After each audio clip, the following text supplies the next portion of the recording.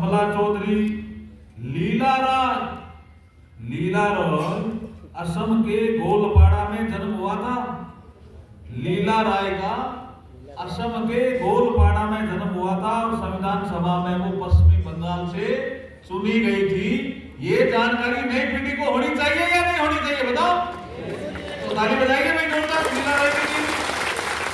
मालती चौधरी, पूर्णिमा बनर्जी, राजकुमारी अमृत कौर, रेणुका रॉय, सरोजनी नायडू, सुचिता कृपलानी,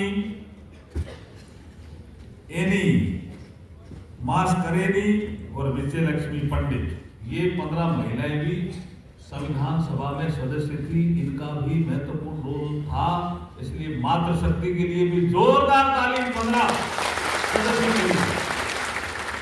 ये भी जानकारी हमें रहनी चाहिए। और एक प्रिंसली स्टेट ऑफ त्रिपुरा और मणिपुर से भी एक सदस्य था आपके नॉर्थ ईस्ट से, उसका नाम था गिरजा शंकर गोवा। लेकिन असम से कुछ और सदस्य भी थे, जो मोहम्मद सादुल्ला तो थे ही, लेकिन असम से जो संविधान सभा में सदस्य थे उनकी जानकारी भी अपने रहनी चाहिए और नई जनरेशन को जानकारी रहनी चाहिए। कौन कौन थे? गोपीनाथ बारदोलाई, जेजेएम निकोलस रॉय, रोहिणी, बताइए भाई बताइए, संविधान बनाने में योगदान है इनका। रोहिणी कुमार चौधरी, कुलाधार चलिंगा, निवारण चंद्र लश्कर, धरणीधर बासु मतारी, मोहम्मद सादुल्ला, अब्दुल रहू, ये असम से सदस्य थे। इनके लिए ताली बजाइए जोरदार। ये इसलिए हम हमारा संविधान हमारा सम्मान मना रहे हैं, इस कार्यक्रम को कर रहे हैं कि नई पीढ़ी को भी संविधान कैसे बना था, कौन कौन लोग थे बनाने के लिए, उनकी जानकारी मिले। अब एक विषय आता है, मेरा थोड़ा भाषण थोड़ा डिफरेंट होता है, अलग भी होता है। एक विषय आता है, लोग कहते हैं कि हमारा जो झंडा है उसमें 3 रंग है। 3 ही रंग है, बात भी सही है, 3 ही है ना भाई। लेकिन एक बीच में चक्र है या नहीं? उस चक्र को क्या कहते हैं? अशोक चक्र। जानकारी थी, जिन्होंने बोला उनके लिए ताली बजाओ भाई जोरदार, जानकारी थी। लेकिन अशोक चक्र ही झंडे में क्यों आए? ये जानकारी है किसी को? हाँ? कैसे आया? न्याय चक्र भी बोलते हैं, बिल्कुल ठीक है, जानकारी अच्छी है, लेकिन आया क्यों? हाँ? क्या कह रहे? हाँ बोलिए बोलिए। धर्म, जिसको जो जानकारी बोल सकते हैं, मैं थोड़ा बताऊंगा बाद में।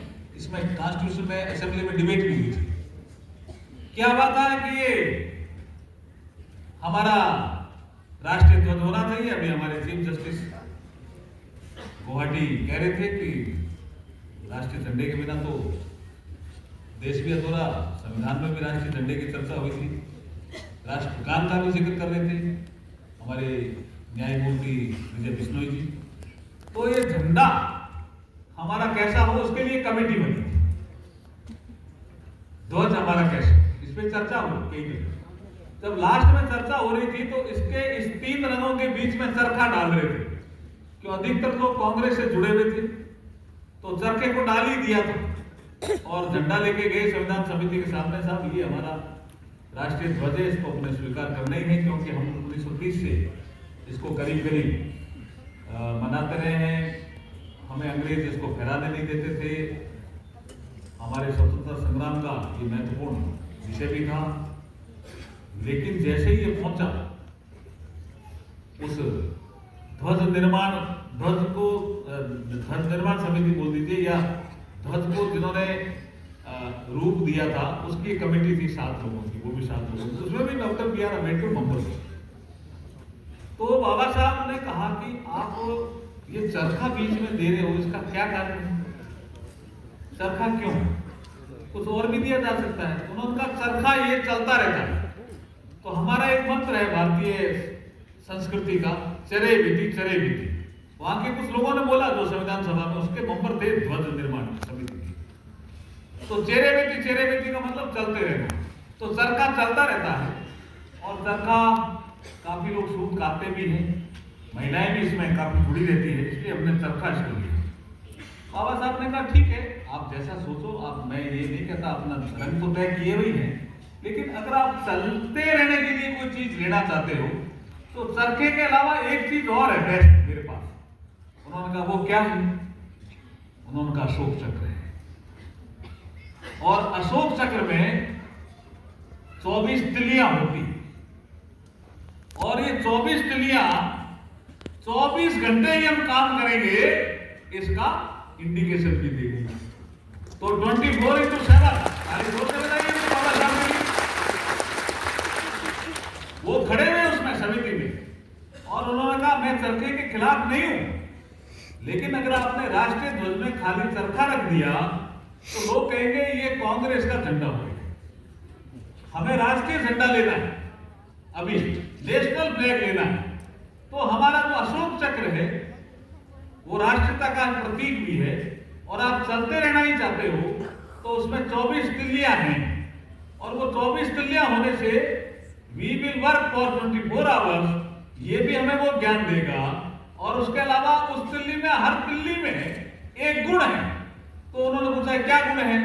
तो बाबा साहब ने संविधान सभा में कहा, ये कहा था पहली तिल्ली मतलब संयमित जीवन जीने की प्रेरणा, दूसरी तिल्ली आरोग्य रहने की प्रेरणा, तीसरी तिल्ली देश में शांति और व्यवस्था कायम रखने की सलाह, चौथी तिल्ली देश में समाज के त्याग की भावना, पांचवी तिल्ली व्यक्तिगत स्वभाव में शीलता की शिक्षा, छठी तिल्ली देश और समाज की सेवा की शिक्षा, सातवीं तिल्ली मनुष्य और प्राणियों के प्रति क्षमा की भावना, आठवीं तिल्ली देश और समाज के प्रति प्रेम की भावना, नौवीं तिल्ली समाज में मैत्री की भावना, 10वीं तिल्ली प्रेम, देश प्रेम और बंधुत्व, फ्रेटर्निटी जिसका जिक्र संविधान सभा में लोग करते हैं, बंधुत्व को बढ़ावा देना, 11वीं दिल्ली राष्ट्र की एकता और अखंडता को मजबूत रखना, 12वीं दिल्ली देश और समाज के लिए कल्याणकारी कार्यों में भाग लेना, 13वीं दिल्ली देश और समाज की समृद्धि में योगदान देना, 14वीं दिल्ली देश की औद्योगिक प्रगति में सहायता करना, 15वीं दिल्ली देश की सुरक्षा के लिए सदैव तैयार रहना, 16वीं दिल्ली निजी जिंदगी में नियम संयम से बर्ताव करना, 17वीं दिल्ली समतामूलक समाज की स्थापना करना, 18वीं दिल्ली धन का सदुपयोग करना, 19वीं दिल्ली देश की नीति के प्रति निष्ठा रखना, 20वीं दिल्ली सभी के लिए न्याय की बात करना, जिसका प्रस्तावना में जिक्र आया सामाजिक आर्थिक सामाजिक न्याय के बाद, 20वीं दिल्ली सभी के लिए न्याय की बात करना, 21वीं दिल्ली आपस में मिलजुल कर कार्य करना, 22वीं दिल्ली अपने कर्तव्य का ईमानदारी से पालन करना, जिसका 51 आर्टिकल का जिक्र कर रहे थे हमारे न्यायमूर्ति विजय बिश्नोई जी। 20वीं दिल्ली अपने कर्तव्य का ईमानदारी से पालन करना, 23वीं दिल्ली अधिकारों का दुरुपयोग नहीं करना, ये भी 23वीं दिल्ली में जिक्र है, और 24वीं दिल्ली देश की समृद्धि के लिए स्वयं का बौद्धिक विकास करना। ये 24 गुणों वाला ये ताली थोड़ी बाबा साहब के लिए जोरदार बज रही थी। 24 गुणों का जिक्र किया।